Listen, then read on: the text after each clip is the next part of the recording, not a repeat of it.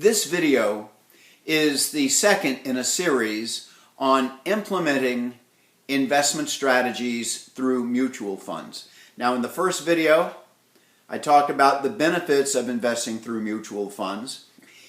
In this video, I'm going to explain why implementing your investment strategy through mutual funds is the easiest, the cheapest, and most convenient way of implementing those investment strategies. Much more so than if you try to buy the assets individually. Now, the first of these investment strategies is to pay yourself first. And that's because if you pay yourself first, you will find a way to pay those other bills. If you pay the other bills first, you will find a way to avoid making those deposits into those accounts for the financial goals you have in your budget. As it turns out, you can arrange with the mutual fund company to have X number of dollars at regular intervals withdrawn from your savings account or checking account and deposited with the mutual fund company in the fund of your choice. And you don't even have to think about it. You automatically get paid without having to do anything. I remember back in the early 80s when I bought my first personal computer, an IBM XT. Now, an XT had an internal hard drive, the first PC with an internal hard drive, that had 10 megs of memory. And the thing with the monitor and the printer cost about $6,500, which was the purchasing power equivalent to about $1 million today. And so I put some amount down and I borrowed the rest from my credit union. And the monthly payments to the credit union were made by them withdrawing automatically X amount from my paycheck. $205 as a matter of fact.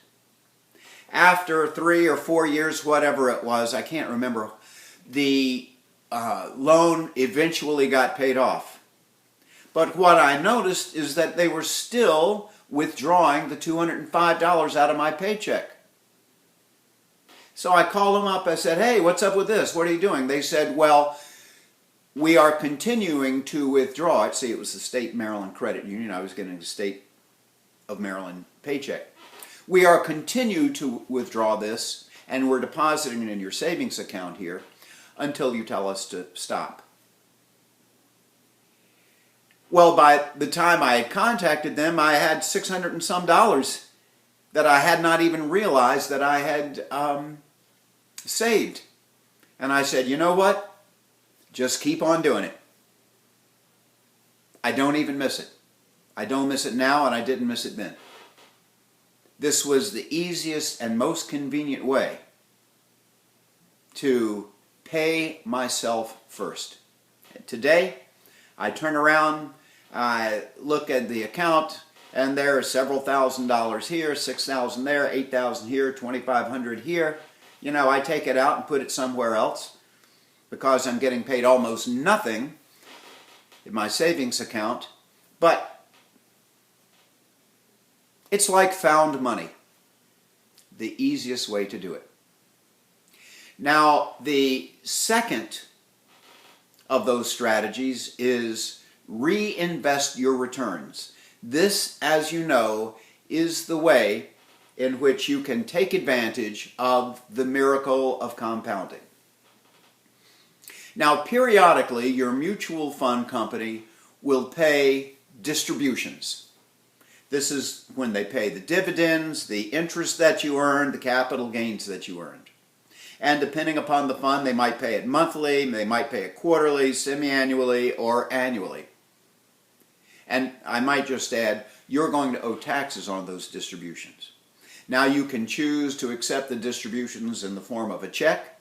You can accept the distributions as a direct deposit into your checking or savings account, or you can have the returns reinvested in the fund of your choice. Once again, you can reinvest your returns without having to do anything and without having to think, which for me is very important. The third investment strategy, third on my list, is to diversify. And diversification is what you get automatically with mutual funds. Suppose you were to buy into a particular mutual fund company's blue chip stock fund, for example. That blue chip stock fund will be holding the stocks of 20 or 30 or maybe 50 or more corporations. So by buying into that one fund, you are automatically protecting yourself from random, or sometimes called unsystematic risk. Research shows that you only need about 15 different assets within a particular class of assets to virtually eliminate systematic risk. But buying the stocks of 15 different corporations on your own would mean that you are paying a commission every time you buy, paying a commission every time you sell, and when you buy 15 of them, those commissions are going to add up, they're going to eat into your returns to an unacceptable degree. But with a mutual fund company, you're only going to be paying like 1% or less of the value of your investment with the mutual fund company. So whether the fund owns 15 or 20 or 50 or more individual stocks, you are not paying extra for that diversification. But not only do you need to protect yourself from random or unsystematic risk, you need to protect yourself from market or systematic risk. And this results from fluctuations in the business cycle. When the business cycle expands, goes up, the value of real assets will go up, the value of nominal assets will go down. When the economy contracts, it's just the opposite. Now, you can play the momentum in the business cycle, and that's what business cycle timing is all about. That is the last one on this list, by the way, not including market risk, which we are ignoring totally. However, you must protect yourself whether the market goes up or goes down by owning both real and nominal assets. So you can see, if you try to buy the assets individually, it will be very expensive. However, though there is no additional charge for additional degrees and types of diversification in a mutual fund company. The diversification is virtually free. Fourth on the list is dollar cost averaging. Now, I don't need to explain to you why dollar cost averaging works. You learned that in the previous section on investing. Dollar cost averaging is, of course, buying a specific dollar's worth of a particular asset at regular intervals.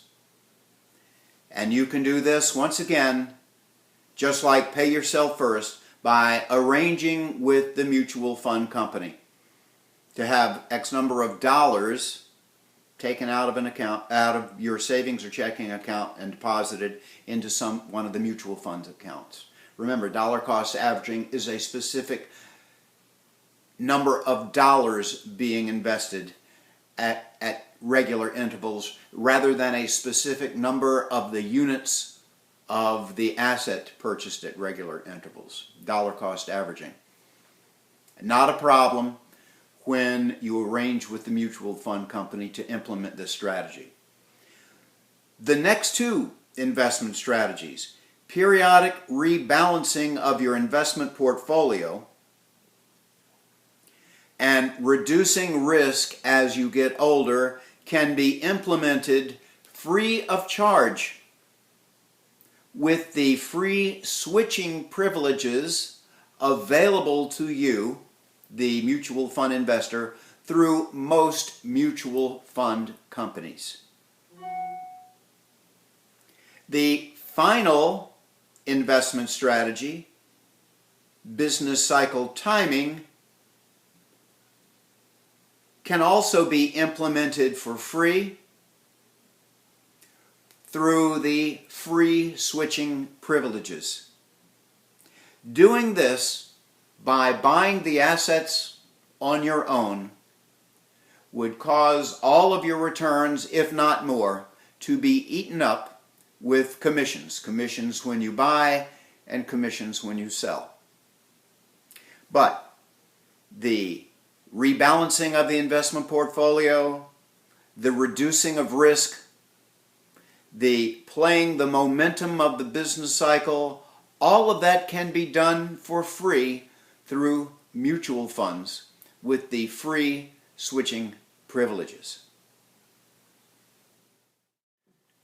There is one other aspect of investing through mutual funds that I would like to touch on very briefly, and I would also like to dissuade you from devoting a significant portion of your investment portfolio to this strategy. It is known as slicing and dicing the economy.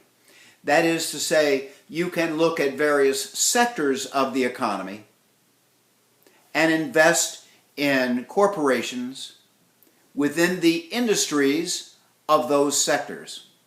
For example, the consumer discretionary sector. This is comprised of goods and services on which the consumer spends his discretionary income. Discretionary income is after taxes have been paid and after the necessary payments such as utilities, mortgage, and food have been paid. Discretionary income is income that can be spent at the household's discretion. It includes automobiles, it includes McDonald's, it includes clothes, and lots of other industries.